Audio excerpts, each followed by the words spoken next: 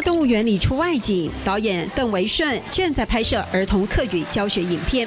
小朋友，我们现在要来教跳舞喽！想好吗？都得搞奶嘛。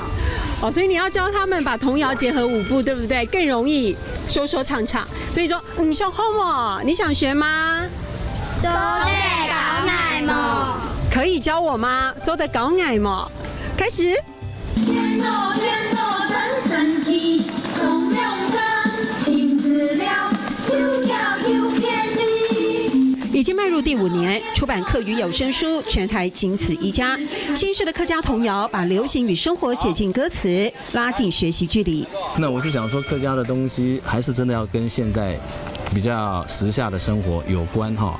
那我们学起来应该会事半功倍了。表演团体里也有非客籍的孩子参与演出，反复默念吟唱。邓维顺其实提供平台，让孩子们建筑自己的成就感。小朋友在学校1个礼拜1次学客家话，那我这个呢刚好要拍这个 DVD， 等于就是给他们做一个延伸、一个复习一样，给他们更多的一个舞台。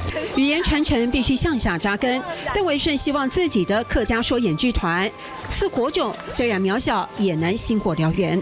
我是希望我借着一个小小的力量，老公凤央虫也是一闪一闪小小的光嘛。我希望说这个当做火种，可以把客家的母语老师，给他一个新的教学方式。小朋友都是客家人吗？我是哦，3个是，那你们不是，对不对？我们从这几次呢进入校园里面也好，或是从这个团体身上看到的也好，其实学客家话已经好多都不是客家族群，这对于客语的传承绝对是一个很正面的力量，容纳更多人来学习，继续向前。唔想好冇，都得搞捱冇；唔想好冇，都得搞捱冇。